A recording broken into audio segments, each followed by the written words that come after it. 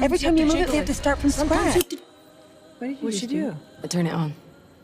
And teenage emoji eggplants are dicks. What? Oh no, he died. Et salut à tous et bienvenue pour ce flop 10 de l'année 2018, les 10 films que j'ai le moins aimé cette année. 10. Sans plus attendre, le numéro 10 qui est Downsizing, c'est ma première déception de l'année. En un mot, quel gâchis. Parce que la première partie du film est vraiment bien faite, on sent bien le côté gigantesque en mesurant 12 cm de haut. Toutes les scènes où Christophe Waltz apparaît à l'écran, je les ai vraiment bien appréciées, mais malheureusement, c'est la deuxième partie du film que le scénario va vraiment pêcher, et c'est vraiment pas ça, quoi, franchement, et même le message écologique derrière, bon, le message est pas mal. En fait, quand la deuxième partie du film arrive, on n'a plus aucune impression que les personnages mesurent 12 cm, et c'est comme si tout était à taille réelle, quoi, parce qu'on n'a vraiment plus aucun indice sur la taille des choses, et c'est vraiment dommage, parce que comme je l'ai dit précédemment, la première partie du film est vraiment bien réussie, mais la deuxième partie se casse lamentablement la gueule. 9. Ah, Solo, le film Star Wars, on n'avait vraiment pas d'angoisse pour ce film-là. Changement de réalisateur, très peu de promotion et de bande-annonce pour Disney. L'acteur principal qui est censé jouer en Solo, un inconnu au bataillon. Non, ouais, toutes les recettes étaient réunies pour faire un bon film, hein. Le résultat est tout autre chose, il n'y a qu'à voir les chiffres du box-office pour s'en rendre compte. Après, je pense pas que ce soit la faute à certains acteurs ou aux réalisateurs, mais je pense que Hayden Ehrenreich, là, le mec qui joue en Solo, je pense qu'il y est pour grand chose parce que wow, putain que c'est mou du genou, quoi, au niveau du jeu d'acteur, oh là là. Mais en plus, le pire, c'est que le pauvre, il essaie de faire les mêmes mimiques qu'avait Harrison Ford quand il jouait Solo, et putain, mais ça se voit que c'est faux, ça sonne faux, oh putain, c'est pas possible. Malheureusement, je pense que le mythe du personnage l'a englouti complètement, et de ce fait, il a complètement raté son rôle. Après, c'est dommage parce que du côté du divertissement, ça fait le taf, les effets spéciaux et tout, c'était vraiment bien.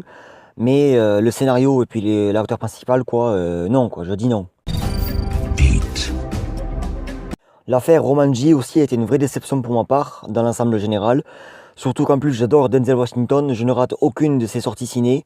Et pour le coup, je suis allé voir ce film totalement à l'aveugle, sans rien savoir, ni du scénario, et sans voir les bandes annonces. Du coup, ce qui peut arriver quand on va voir un film à l'aveugle, c'est de ne pas aimer le film.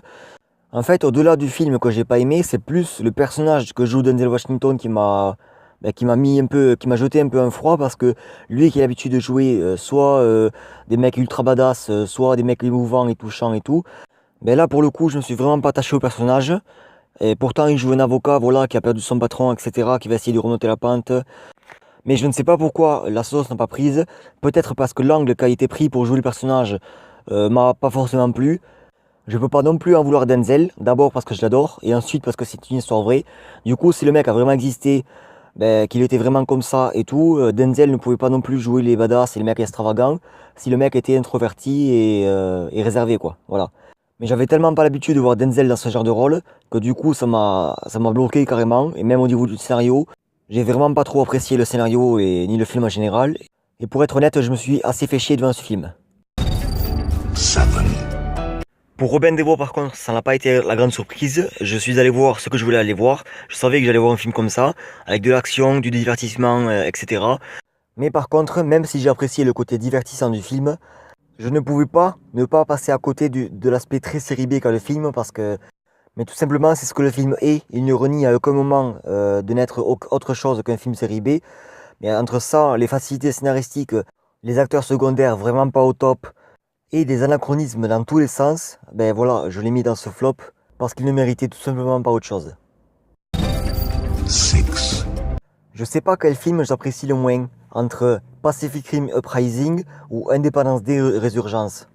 Parce qu'on va pas se mentir, Pacific Rim 2 est la copie conforme de Independence Day Résurgence au niveau du scénario, je parle. Que ce soit le fils du héros qui est mort dans le premier opus, que ce soit des ennemis beaucoup plus badass et beaucoup plus impressionnants, que ce soit aussi la surenchère du film qui est 2 fois plus élevée que le précédent.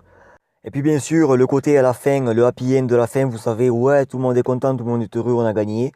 Pacific Rim 2 est la même déception, exactement la même, que Independence Day 2. Après, je reconnais qu'il y a de super effets spéciaux, je l'avoue, j'ai pris mon pied devant en termes d'effets spéciaux. Mais après, le scénario, les acteurs, mis à part John Boyega, franchement les acteurs, parlons-en, Scott Eastwood, Honnêtement, il est encore très loin du talent de son père. Et comme quoi, vous voyez, on peut être fils de acteur, réalisateur, ce que vous voulez, et jouer comme une merde. Voilà, l'un n'empêche pas l'autre. Tout est ultra prévisible dans ce film, on devine tout à l'avance, jusqu'à la fin.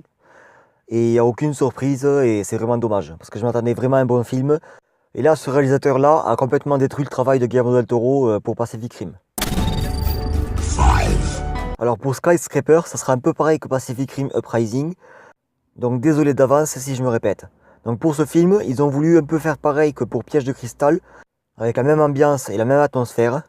Mis à part la tour, la fiche du film et les situations du héros, il n'a rien à voir avec un piège de cristal. Rien.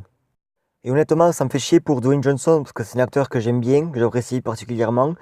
Et ça me fait vraiment chier à chaque fois de le voir dans un film un peu de merde où il sauve sa famille, il sauve New York, il sauve ceci, il sauve cela. J'aimerais bien le voir dans d'autres rôles que celui du sauveur, et si possible des rôles à contre-emploi. Je suis persuadé que ça l'irait vraiment bien, et comme ça il prouvera à tout le monde qu'il n'est pas bon à jouer que dans des films de merde ou des films de type aventure, divertissement, et j'en passe. Et pour revenir au film, franchement c'est pas ça quoi.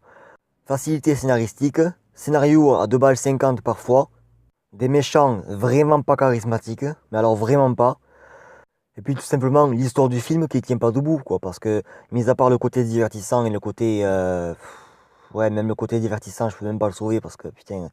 Juste pour vous dire, à un moment donné, Dwayne Johnson il se met en mode MacGyver, il se crée des gants avec un scotch double face pour monter à l'immeuble. Mais putain, pourquoi tu fais ça? Non, ça marche pas, bordel, ça ne marche pas. Même le divertissement dans ce film est raté. C'est pour vous dire à quel point c'est mauvais, tout simplement. Et c'est pour toutes ces raisons que j'ai mis ce film en numéro 5 du flop 10. 4, Quand je suis allé voir Un raccourci dans le temps, je m'attendais à un film du même acabit que À la poursuite de demain, le film produit et réalisé par Disney. Je m'attendais à voir un film avec de l'humour, de la maturité, des effets spéciaux et une morale à la fin. Malheureusement, ça n'était pas du tout le cas, puisqu'on est ici sur un film pour enfants, clairement destiné aux moins de 15 ans, et pourtant il y a des ados dans le film, hein. Mais j'étais tellement pas la cible de ce film. Oh putain, mais qu'est-ce que je suis allé voir ce film? C'est ce que je me suis dit quand je suis sorti de la séance. Qu'est-ce que je fous là, quoi? Après, oui, la 3D est bien utilisée, il y a de beaux effets spéciaux, il y a de belles couleurs et tout, ça plaira aux gosses. Mais je vous dis tout net, c'est non. Définitivement non. 3, Venom. Bon, je pense que j'ai à peu près tout dit dans ma critique. J'ai pas trop envie de m'énerver encore une fois, donc ça va aller très vite. Mis à part le design de Venom dans le film qui est ultra badass et surpuissant, tout, je dis bien tout, dans ce film est à jeter. Voilà, comme ça c'est dit, le cas Venom est réglé et maintenant on passe au suivant s'il vous plaît. 2, Quand je suis allé voir 24 heures limite, je me suis dit, ouais cool, un film d'action avec Ethan Hawke, ça va être sympa. Et le résultat, c'est qu'en fait, Ethan Hawke, avec ce film, il a tourné dans son premier nanar. Ouais, trop cool, un nanar, son actif, youpi. Non, après plus sérieusement, ils ont voulu faire un film comme avait fait Jason Statham avec Hypertension. Sauf que là, le résultat est totalement raté, parce qu'on n'y croit pas une seule seconde, les personnages sont mal écrits, le scénario est mal écrit, et les scènes d'action et la réalisation sont plus que banales. Ah oui, j'ai oublié de préciser, dans ce film, il y a Rutger Hauer, vous savez le méchant dans Blade Runner à la fin. On se demande vraiment qu'est-ce qu'il fout là, tellement il joue mal. Même lui, je pense, il doit se demander qu'est-ce qu'il foutait là, sur le tournage, parce que putain, ça casse pas trop pattes un canard, quoi. Hein. Le scénario aussi, parlons-en, il est ultra convenu, une espèce de mélange entre Time Out et Hypertension. On ne s'attache même pas une seule seconde au personnage, y compris le personnage d'Ethan Hawke, pour vous dire.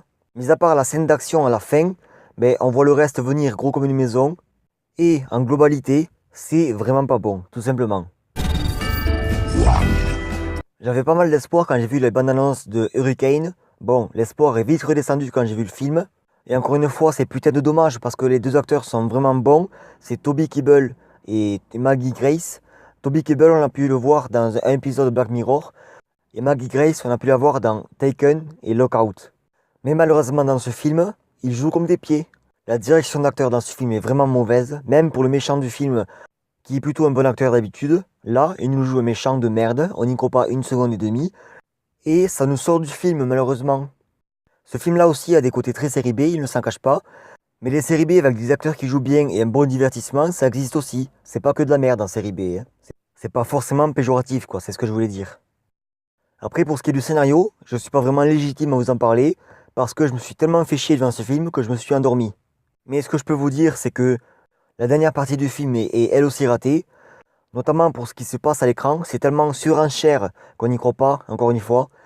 Et n'allez pas voir ce film, quoi, c'est vraiment de la merde. Si vous voulez voir un bon film catastrophe, regardez Le Jour d'après ou Twister. Et s'il vous plaît, si vous ne voulez pas perdre 2 heures de votre vie, ne regardez pas ce film et passez votre chemin. Merci d'avoir regardé la vidéo jusqu'au bout. N'hésitez pas à me dire ce que vous pensez de mon flop dans les commentaires et aussi de mettre le vôtre pour que je puisse me faire un avis. Merci à tous et à bientôt. Allez, salut, ciao!